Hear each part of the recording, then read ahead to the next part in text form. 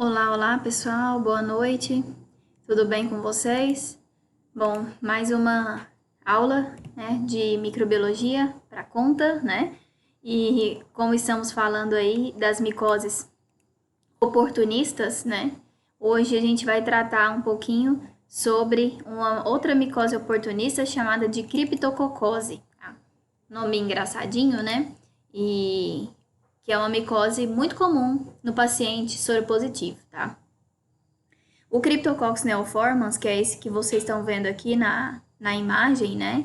É uma levedura, né? Então, uma levedura encapsulada, né? Então, ela tem essa cápsula aqui que vocês estão vendo, ela que recobre ela, né?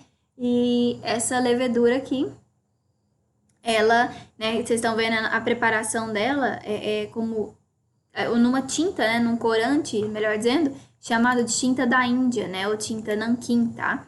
Que é usado para o preparo, por exemplo, para observação, perdão, do Cryptococcus, né? Que é um fungo demáceo, né? Então, assim, a gente está vendo, né, esse campo escuro, todo escuro aqui, para ver o Cryptococcus. Fungos do gênero Cryptococcus se apresentam como células esféricas, como vocês viram lá, né? Parecendo verdadeiras leveduras, né? Bem redondinha. A cápsula que o Cryptococcus neoformans possui é facilmente observada ressuscitando as células em tinta nanquim, que foi a que acabei de mostrar para vocês, né? Tinta da Índia ou tinta nanquim, né? Então ela tem essa cápsula, né? E ela parece bem uma levedurazinha mesmo, né? Toda redondinha. A cápsula é formada por um polissacarídeo, né? Um carboidrato que contém xilose, mannose e ácido glicurônico, né? Esses três tipos aí de carboidratos, né? A xilose, mannose e ácido glicurônico. Existem duas variações de Cryptococcus, que é o Cryptococcus neoformans e o variante, né, a mesma com a variante neoformans e o Cryptococcus neoformans, variante do GAT, né, Cryptococcus GAT. Então, assim, eles têm algumas diferenças, né, de quanto às espécies, né. Então, o Cryptococcus neoformans, ele é cosmopolita, ou seja, encontrado em todos os lugares, né, e o Cryptococcus neoformans é encontrado em meio campestre. Já o neoformans é em forma de levedura, presente nas fezes dos pombos e de outras aves. Já o GAT, é levedura presente em árvores, né? Então, olha só as diferenças. O Cryptococcus neoformans, ele produz infecção em paciente imunodeprimido, né? E o outro, o GAT, imunocompetente. Então, por isso que eu falei para vocês no início que a criptococose é uma doença muito comum no paciente soropositivo, que é um paciente que tem imunidade muito baixa, né? Então, ele fica muito suscetível a adquirir uma criptococose, tá? Por conta desse quadro de imunidade, caracterizando bem, né, a micose oportunista que a gente conhece. Bom, a patogênese, né, a infecção inicia-se de que maneira? Através da inalação, tá? Então, essa é uma doença que é originada por conta da inalação das células de levedura. Então, o paciente inala, né, o fungo presente, por exemplo, onde? Nas fezes do pombo, por exemplo, né?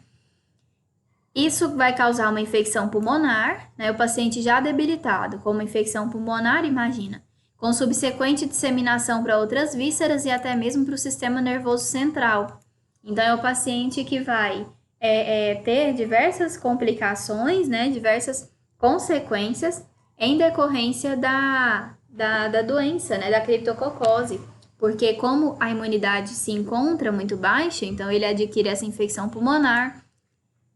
Isso pode se disseminar para o sistema nervoso central e aí é muito difícil do paciente vir a ter a sua defesa, né? A sua sanidade, digamos que assim, né? Controlada, né? O paciente ficar são novamente.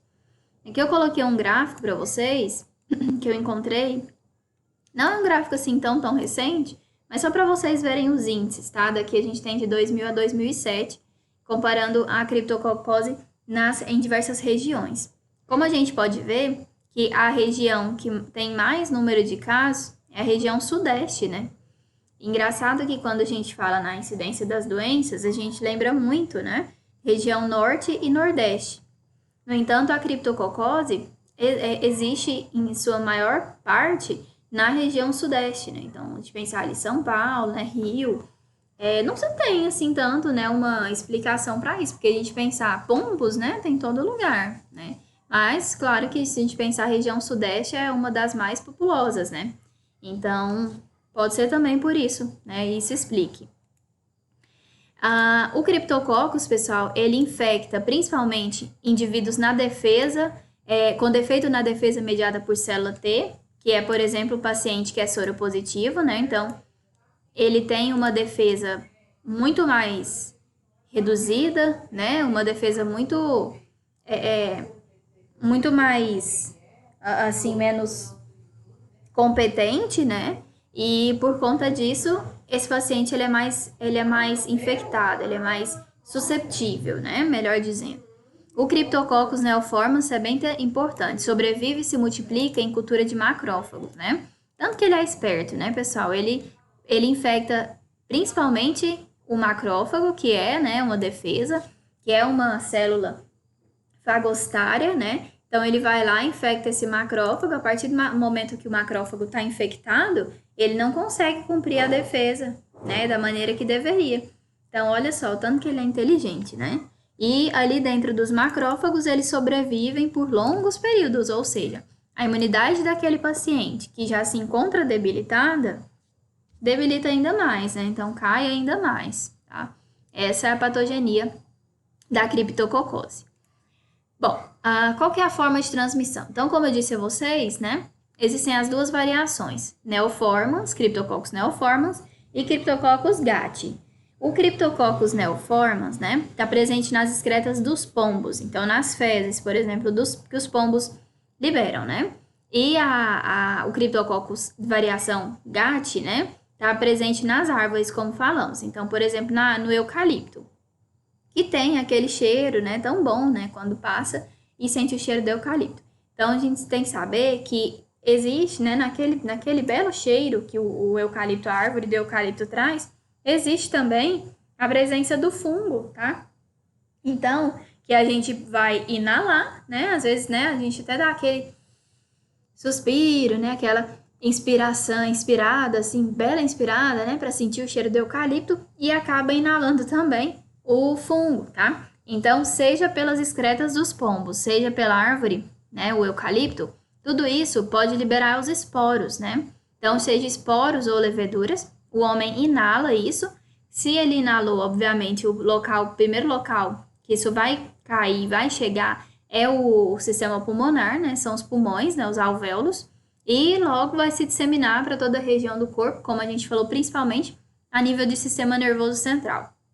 Então, aí vocês podem estar se perguntando, mas qual que é a relação, né, de excreta do pombo com o fungo? Por conta disso aqui, ó, as excretas das aves funcionam como uma fonte nutritiva para o Cryptococcus, ou seja, ele se alimenta das fezes do pombo. Eca, né, gente? Pois é, desse jeito. Então, por isso que o pombo, né, a gente sempre fala do pombo, ele é um animal que, né, não é o mais aconselhável que deixe, né, ele muito próximo, né? Então, alimentar, né, o pombo também não é a atitude mais interessante, né, porque a gente sabe que, tudo bem, que ele não é ele não é o culpado, né, é porque quem se alimenta das fezes dele é o fungo, né, então, mas infelizmente ele é um dos transmissores, né. Então, a infecção pode acontecer pela inalação de propágulos, ou seja, de esporos, né, de origem ambiental, representadas por leveduras hidratadas, menores que 2 micrômetros de diâmetro, né, então muito pequeno, facilmente aerossolizada, ou seja, bateu um ventinho, esses esporos, ó, vão longe, né, em locais contaminados por excretas secas, então até mesmo as fezes secas do pombo, né, que fica ali às vezes por dias, pela ingestão da poeira ou de alimento contaminado com a excreta da ave, né, sendo eventualmente eliminada para o meio ambiente, tá? Então, é o modo de transmissão dessa maneira. Pela ação do ar, como falei aqui para vocês, os propágulos, né, esses esporos e até mesmo outras excretas de pombos não contaminadas, né, esses propágulos contaminam, né, outras excretas e assim vai, tá? Então, a criptococose, a gente pode ver que ela é muito fácil, né, da gente ver por aí, porque pombo, né, tem em todo lugar. Aqui, eu falei para vocês que as lesões elas podem atingir além de pulmões e sistema nervoso central e outras vísceras, né? Órgãos e vísceras. Então, ela pode disseminar para o cérebro, para os pulmões e outras vísceras, como, por exemplo, pele e ossos, levando o paciente a quadros de meningite, abscesso ou até tumor cerebral, tá? Então, só para vocês terem noção do quanto é perigoso a criptococose. Isso a gente está falando, pessoal, num paciente imunodeprimido, né? Então, que é um paciente que praticamente não tem mais a sua defesa, né? Então, muito facilmente, esse fungo vai causar esse tipo de lesão aqui, né? Então, não é tão brando assim, né? Aqui a gente tem um pulmão, né? Um lobo do pulmão, né? E a gente tá vendo aqui ele todo praticamente necrosado, né? Então, assim, sem função mais, né?